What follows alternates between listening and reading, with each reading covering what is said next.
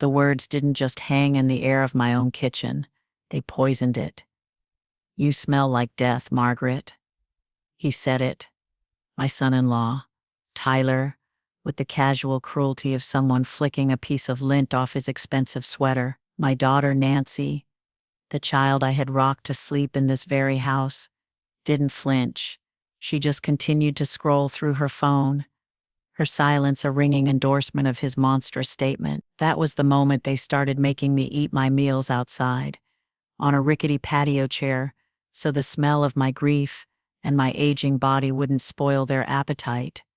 They thought they were banishing me, pushing me to the margins of my own life, until I simply faded away. They thought my quiet compliance was a sign of defeat.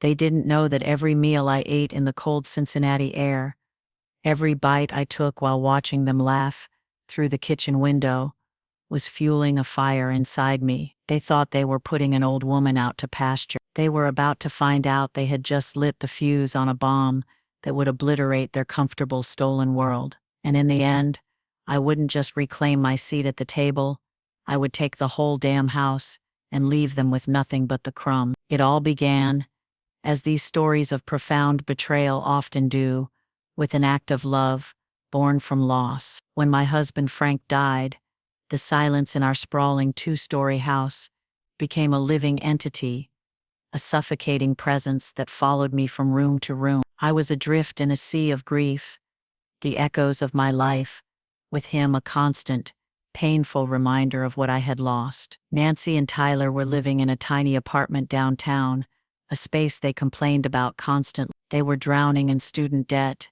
and car payments, their conversations a litany of financial anxieties. My heart, still soft and foolish with a mother's desire to fix things, saw a solution that I believed would save us all. I would have company, the sound of life to fill the dreadful quiet. They would have a beautiful, spacious home, rent-free, a chance to get ahead. I remember the day I offered it to them, my voice full of a hope that now tastes like ashes in my mouth. "Why don't you move in with me?" I'd said, sitting on the back porch Frank had built. "There's so much room here. You could save money.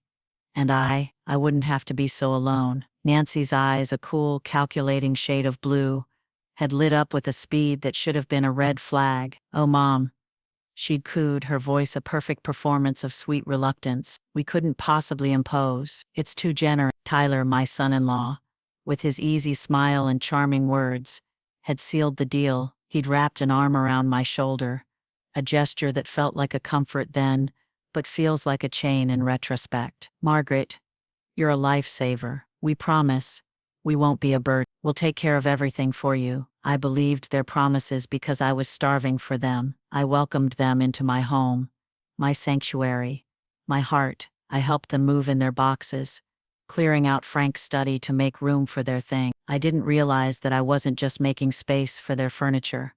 I was clearing the way for my own erasure, piece by painful, deliberate piece. I thought I was inviting my family home to heal. I was, in fact, simply opening the door to the smiling invaders who would try to bury me alive. The dismantling of my life was a slow, creeping invasion, a war fought not with shouts, but with throw pillows and paint swatches. The first casualty was Frank's old leather recliner, the one that still held the faint indentation of his body, the place where he read the paper every morning. For 30 years, I came home from a trip to the Walmart to find it gone. In its place stood a cold, minimalist armchair that looked like it belonged in a museum of uncomfortable objects. "What do you think, Margaret?" Nancy had asked, her smile bright and brittle. "It just opens up the room so much, don't you think? The old one was just so heavy." I felt a lump form in my throat. "But that was your father's chair," I'd said to Nancy, my voice barely a whisper. "I know, Mom," she'd replied, her tone dripping with a condescending pity. "And it was lovely, but we have to create a space that feels like home for all of us now. All of us." That phrase became their weapon, their justification for every piece of my history they deemed outdated or inconvenient. The family photos that lined the hallway, generations of memories, from my wedding day to Nancy's first steps, were taken down and replaced with large, abstract canvases of geometric shape. We're going for a cleaner, more curated look, Tyler had explained, as if my life, my family were clutter. My kitchen, once my undisputed kingdom, became a foreign territory. The comforting, familiar smell of my meatloaf, or a simmering pot of stew, was replaced by the alien scent of their bizarre health foods. My cooking, the very embodiment of my nurturing, was now met with polite disgust. "Oh, Margaret," Nancy would say with a sigh, looking at a pot of my famous chili. "Tyler and I are trying to avoid red meat, and the sodium, it's just not good for us." They filled my refrigerator with expensive jars of things I couldn't pronounce, bought at a high-end organic market with money I would later learn was mine. I was being edged out of my own home, one redesigned room, one discarded memory, one rejected meal at a time. I tried to hold my ground on small things. "I like the floral curtains in the dining room, Nancy," I'd say. "They were a gift from my mother." "I know, and they're sweet," she would reply, her tone making it clear she meant the opposite. "But they just clash with the new neutral palette we're going for. We have to think of the overall aesthetic." The injustice of it was a slow poison. I would retreat to my bedroom, the one space they had not yet conquered, and listen to the sounds of my world being systematically dismantled. I would hear them laughing in the living room, their happiness a stark and painful contrast to the growing loneliness in my heart. I had invited them in to fill the silence, but they had replaced it with a different kind of quiet, the quiet of being utterly and completely invisible in a house that was supposed to be my own. The assault on my home was quickly followed by a strategic and devastating takeover of my finance. The maneuver was executed with such chilling precision, all under the guise of loving concern, that I walked into their trap with a trusting, open heart. They sat me down one evening, at the new, uncomfortable dining table they had insisted on buying, and laid out a stack of my own bills, like evidence in a trial. "Mom," Tyler began, his voice a carefully calibrated instrument of solemnity, "we were just looking at all this, and honestly we're a little worried. It seems like a lot for you to manage on your own." Nancy, the master of the soft touch, placed a cool hand on my arm. "We just want to make sure you're taken care of, Margaret. What if you missed a payment? We think it would be so much easier if we helped you organize everything. We could set up a joint account for all the household expenses." A cold knot of dread formed in my stomach. Frank had been a meticulous planner. He had worked 2 jobs for decades to ensure that I would be left financially secure, independent. My savings, my pension, they were my last bastion of autonomy. To cede control of that felt like the final surrender. "I'm perfectly capable of paying my own bills," I said, my voice tighter than I intended. "Of course you are, Mom," Tyler soothed, his tone so placating, it felt like a pat on the head of a difficult child. "No one is questioning your ability. This is about family helping family. It's about us taking some of the burden off your shoulders." They were so good at it, twisting my competence into a vulnerability they needed to protect. They framed their power grab as an act of loving care. To refuse would be to seem paranoid,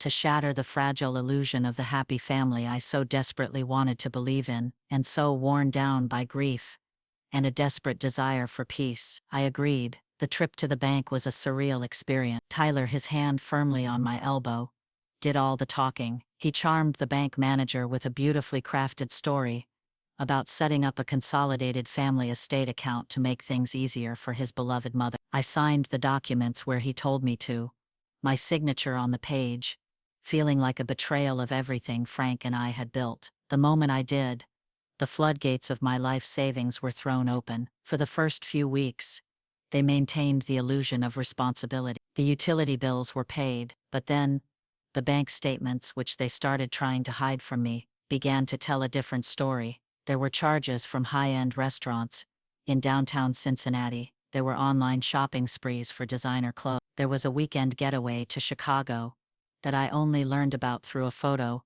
Nancy posted on social media. I found a statement they had carelessly left on the kitchen counter and confronted Tyler, my hand shaking, as I pointed to a charge for several $1,000s from an electronics store. A massive, wall-sized television now dominated the living room. "What is this, Tyler?"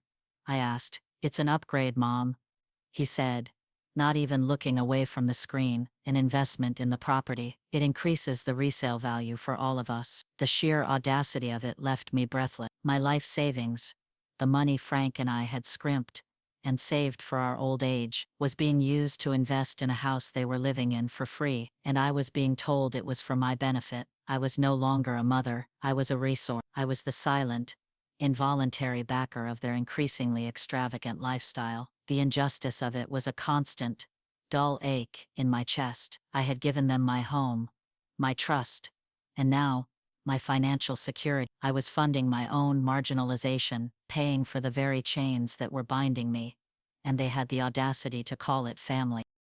With my home redecorated to their tastes and my finances under their control, Nancy began the final phase of her campaign, the complete and utter isolation of my spirit. She seemed to operate with the cold, calculating precision of a general, identifying and neutralizing every potential source of outside support I had. My friends, the women who had been my lifeline since Frank's death, were the first to be cut off. My weekly bridge game with my best friend Monica and two other ladies was a sacred ritual. It was a few hours of laughter, shared stories, and a blessed respite from the escalating tension in my own home. "Mom," Nancy announced one Tuesday, her tone bright and non-negotiable, "Tyler and I have decided to start hosting a weekly dinner party for some of his work contacts. We'll be using the dining room on Wednesday nights, so you'll have to find another time for your little card game." I was floored. "But Nancy, we've played on Wednesdays for almost 20 years. I protested weakly. "Well, times change," she replied with a dismissive shrug. "This is important for Tyler's career." It was a lie. Of course. The dinner party happened exactly once, but its purpose was served. My bridge game, my small circle of joy, was effectively disbanded. I was forced to make a series of humiliating phone calls to my friends, offering flimsy excuses that I knew they didn't believe. Monica, my dearest and most stubborn friend, was not so easily dissuaded. She knew something was deeply wrong. She kept calling, trying to make plans, but Nancy always had a new, more elaborate excuse ready. I would listen from my bedroom, a helpless prisoner, as Nancy's voice, a masterpiece of feigned concern, wove a tapestry of my supposed decline. "Oh, Monica, I'm so sorry Margaret is just not up to having visitors today. She's been so frail and tired," or even more cruelly, "Her memory has been a little off lately. The doctor says it's best to keep her environment calm and not to overstimulate her." It was a diabolically brilliant strategy. She was not only cutting me off from my support system,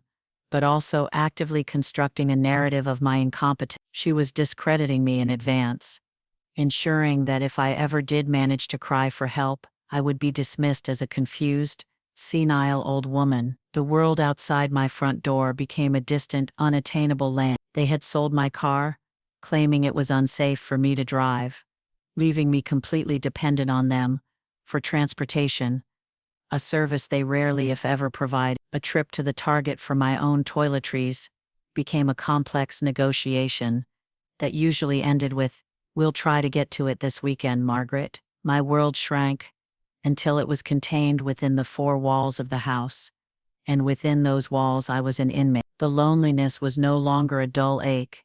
It was a sharp, stabbing pain. It was the excruciating loneliness of being erased while still breathing. They no longer bothered with the pretense of including me in their lives. They would talk over me, around me, about me as if I were a piece of furniture that happened to be breathing. Their cruelty became casual, a part of the daily routine. Tyler would helpfully explain the plot of a television show to me as if I were a child. Nancy would organize my bookshelf, donating books she deemed too old-fashioned. I was being infantilized and erased, my identity worn away by the constant daily friction of their disrespect. I was a ghost in my own home, haunting the memories of a life they were systematically bulldozing to make way for their own opulent, empty future. The moment that would come to define my exile arrived on a crisp autumn evening. The air in the house was already thick with a tension you could cut with a knife. For weeks they had been treating me with a new level of disdain, their patience worn thin by my very presence. I was a constant, quiet reminder of a life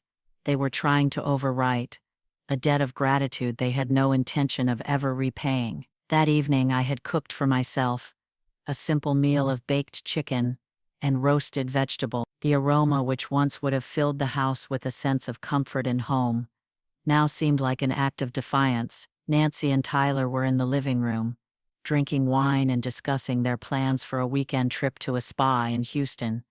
A trip I knew that was being funded by my pension. I brought my plate to the dining room table, the one I had polished that very morning. I intended to eat in silence, to be as unobtrusive as possible, but as I sat down, Tyler walked into the room. He stopped and stared at me, his nose wrinkling in a theatrical display of disgust. "What is that smell?"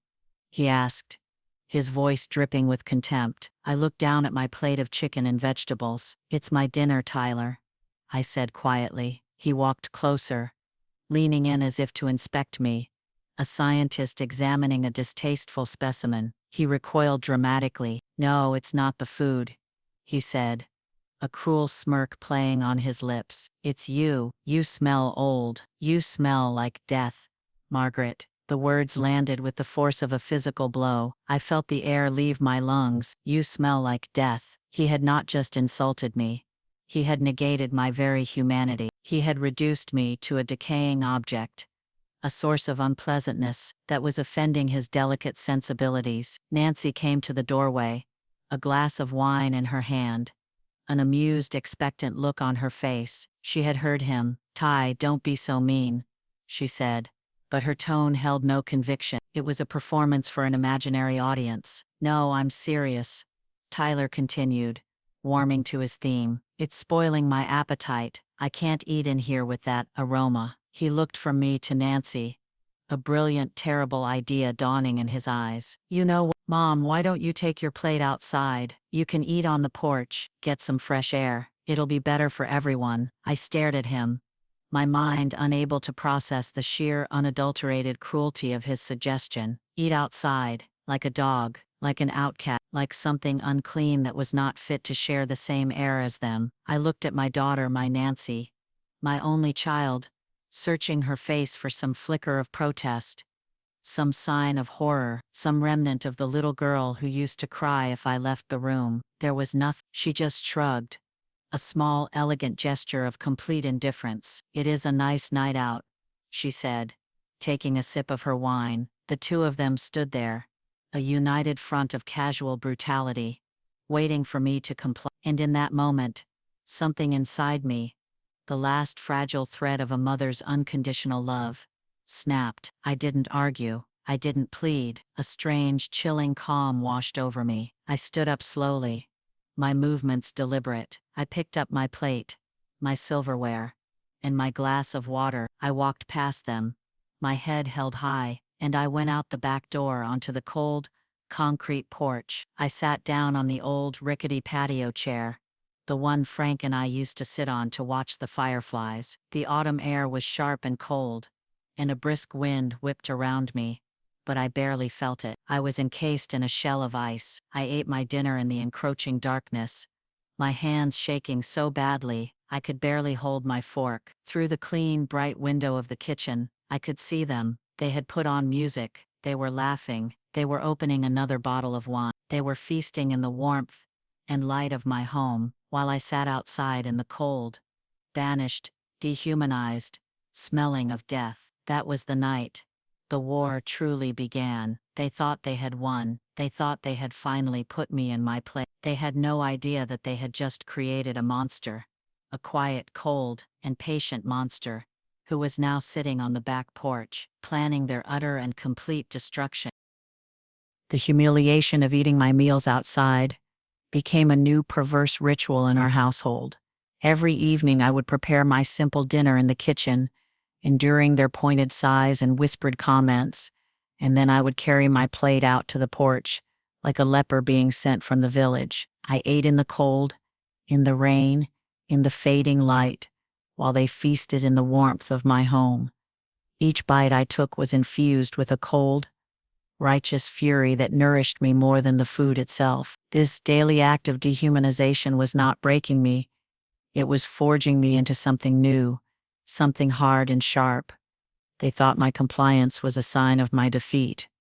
They didn't understand that it was a strategic retreat. My silence was not surrender.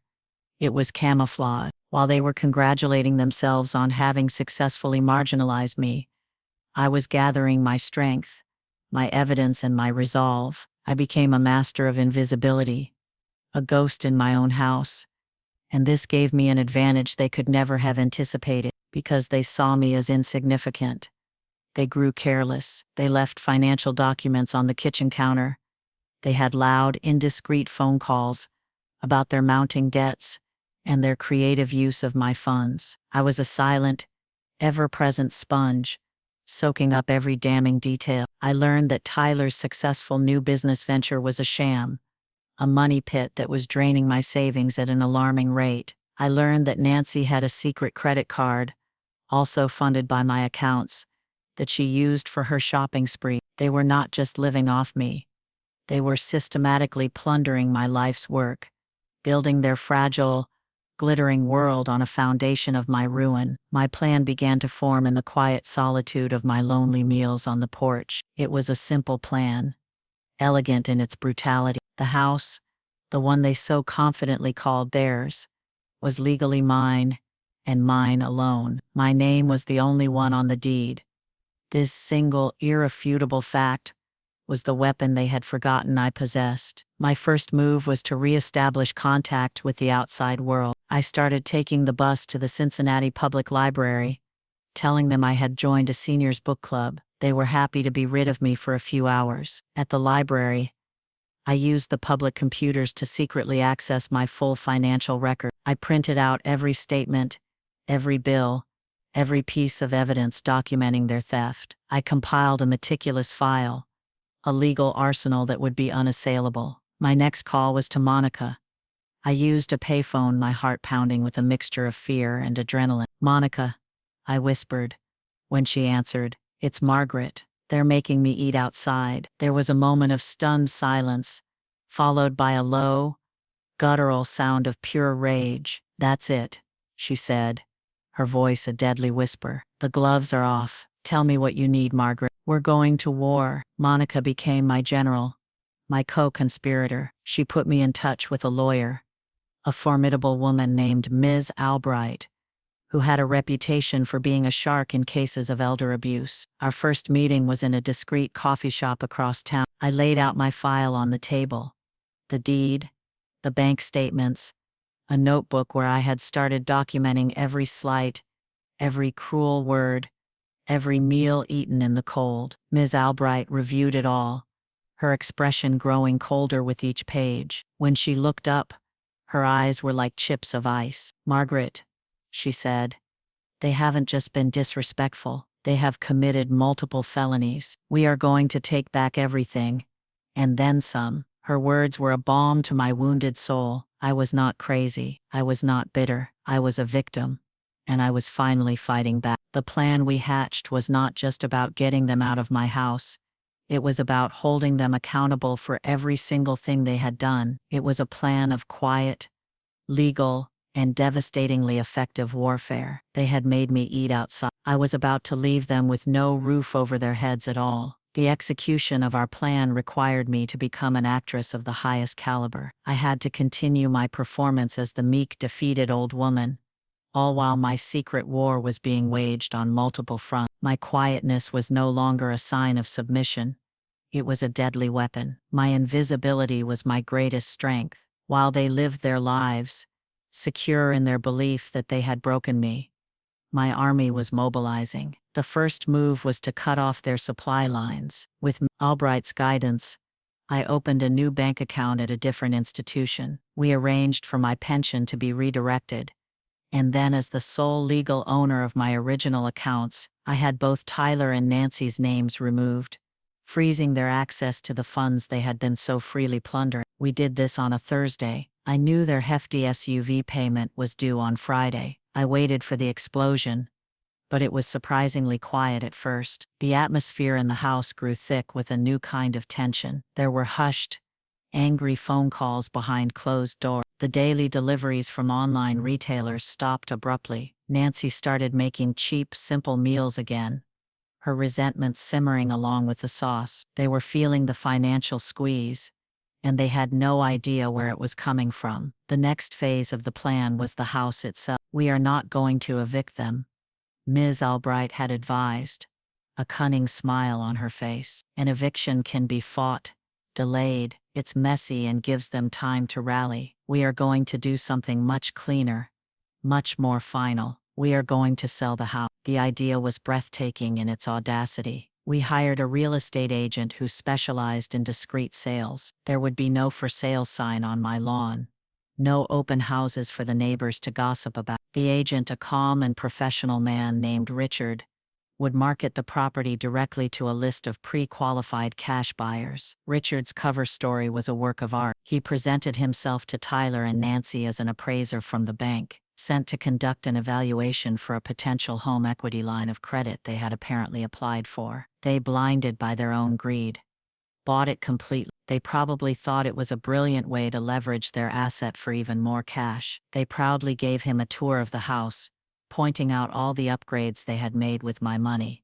The Zen garden, where my roses used to be, the minimalist living room, the cold, modern kitchen. They were unwittingly acting as sales agents for their own downfall. I watched it all from the sidelines, a silent, invisible player. I would sit in my small room, listening to Richard's footsteps as he walked through the house with potential buyers, my heart pounding a rhythm of terror and triumph. It was a high-wire act, and a single misstep could bring it all crashing down. But their arrogance was my greatest ally. They never suspected a thing. They were too busy arguing about their mysterious financial problems to pay any real attention to the appraiser. The offer came in faster than any of us had expected. A young family, relocating to Cincinnati from the East Coast, fell in love with the house's solid structure and beautiful large yard. They made a full cash offer, well over the asking price, and they wanted to close in 2 weeks. The countdown to their destruction had begun. The final days leading up to the sale were a crucible of emotional endurance. I had to maintain my performance as the docile, faded woman they believed me to be, all while my heart was a symphony of anxiety and anticipation. Every unexpected phone call, every sharp word between them, sent a jolt of panic through me, but I held my ground, my face a placid mask, my spirit a coiled spring. The closing took place on a Friday morning at Ms. Albright's downtown office. I dressed with care, choosing a simple but elegant navy blue suit that had been hanging in the back of my closet for years. It felt like putting on armor. I signed the documents with a hand that was surprisingly steady. The ownership of my home, the physical container of my entire life, was transferred to a new family.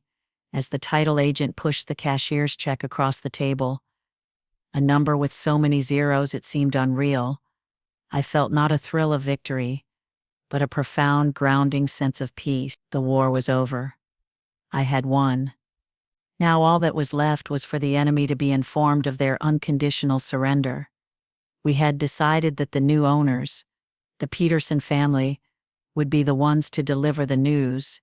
It was cleaner, more impersonal, and in a way, more devastating. They were not being evicted by a scorned mother. They were being displaced by the cold, irrefutable fact of a legal property transaction. The Petersons were scheduled to arrive with their moving truck at 10 o'clock on Saturday morning. I had slipped out of the house the night before, under the cover of darkness, with my one small suitcase. Monica was waiting for me at the end of the street, and I spent the night at her house, a warrior resting before the final battle report came in. At 10:15 a.m. on Saturday, my phone rang. It was an unknown number, but I knew who it was. I let it ring twice, took a deep breath, and answered. "Mom." Tyler's voice was a raw, ragged scream of disbelief and fury. "What did you do?" "There is a moving truck in our driveway." A family is standing on the porch with a deed. They're saying they bought the house. This is insane. I let the silence stretch for a moment before I spoke.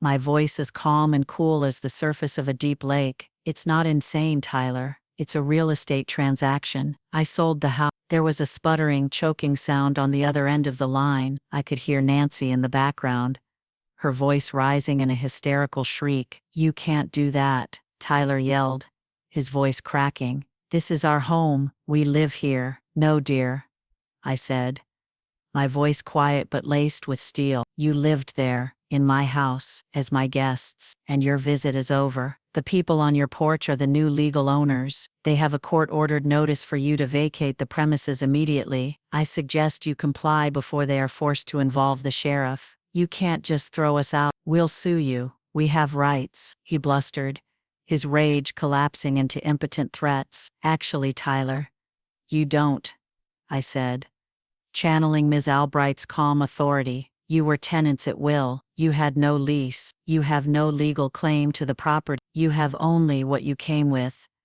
Which, as I recall, wasn't much. I could hear him breathing heavily, the sound of a man whose entire world was collapsing around him. You smell like death," he whispered, throwing his own cruel words back at me, as if they were his last remaining weapon. "No, son," I said softly, the last word feeling foreign in my mouth. "That was the smell of my love for you dying, and now it's gone. Enjoy your new life. I know I'll enjoy mine." I hung up the phone. The Queen had not just reclaimed her castle, she had sold it for a profit and moved to a warmer, more peaceful kingdom. The aftermath of their eviction was a spectacular display of public humiliation, the details of which were gleefully reported to me by Monica, who had received a full play-by-play account from a very observant neighbor. The Peterson family, the new owners, had been kind but unyielding. The police were called to supervise a peaceful transition of tenants. Tyler and Nancy were forced to frantically pack their designer clothes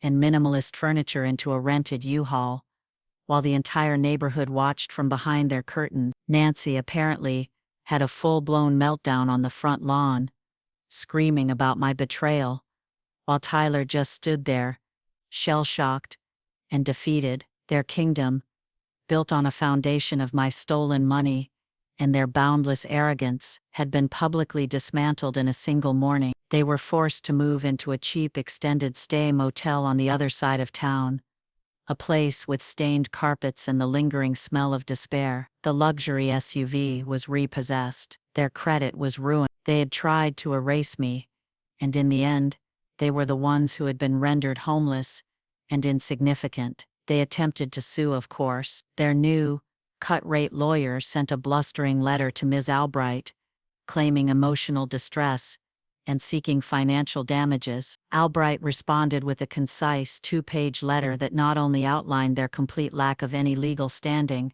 but also included a detailed accounting of the funds they had misappropriated from my accounts, along with a formal demand for repayment. We never heard from them again. As for me, I embarked on the quiet, joyful project of building a new life. With the proceeds from the sale, I was not just secure, I was wealthy. But the money was never the prize. The prize was the freedom it represented. I bought a beautiful, sun-drenched condominium in a quiet complex with a community garden and a library. It wasn't a large house, but every inch of it was mine, a space defined, not by my past, but by my future. The first thing I did was hang my family photos back on the wall. Not the curated minimalist collection Nancy would have approved of, but a joyful, chaotic jumble of memories. Frank and me on our wedding day, Tyler as a gap-toothed little boy, my own parents, young and full of hope. I was reclaiming my history,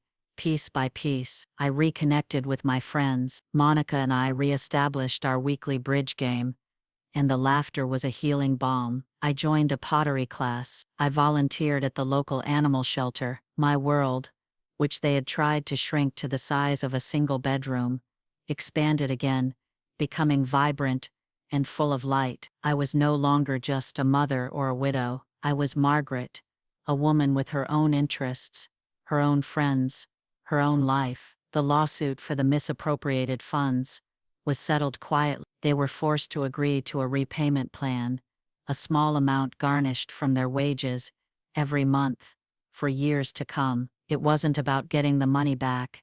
It was about accountability. It was a constant, legal reminder of their betrayal. I took every cent of that money and used it to establish a fund at a local women's shelter. It was called the Porch Light Fund, and it provided emergency grants to elderly women who were victims of financial abuse by their families. My son-in-law's greatest insult had become my greatest legacy. I sit on my new balcony now, a cup of coffee warming my hands, and I watch the sun rise over Cincinnati. The air is cool and clean, and the quiet is a comforting blanket, not a suffocating shroud. My life is small and beautiful, curated not by someone else's aesthetic, but by my own sense of peace. I don't think about Tyler and Nancy often. The anger has long since faded, replaced by a kind of weary, distant pity. They were so consumed by their own greed, so desperate for a life they felt they were owed, that they destroyed the one person who had ever truly loved them. It is a tragedy of their own making, and they will have to live with the consequences for the rest of their lives. A few months ago, I received a letter, forwarded from Monica. The handwriting was shaky, almost childlike. It was from Nancy. It was not an apology. It was a rambling, self-pitying account of her hardships. Tyler had left her. She was struggling to find work. Her life was a mess. It ended with a single stunning sentence. After everything, I think you owe it to me to help. I read the letter, and then I did something the old Margaret would never have done. I laughed. A real, deep, genuine laugh. The sheer, unmitigated gall of it was almost impressive. I took the letter, walked over to the paper shredder Monica had given me as a housewarming gift, and I fed it into the machine. I watched as her words, her entitlement, her complete lack of self-awareness were turned into a meaningless confetti of paper. My help, my love, my resources, they were no longer hers to claim. I had found new places to invest my heart. I had found myself. My story is not one of revenge. Not really. It is a story of reclamation. It is the story of a woman who was told she smelled of death and chose to be reborn. It is a story about the quiet, unshakable power that comes from knowing your own worth, even when those closest to you have forgotten it. I am not a victim. I am a survivor, and as I watch the morning light spill across my garden, I am filled with a profound and lasting peace. They made me eat outside, but I was the one who ended up with the whole feast.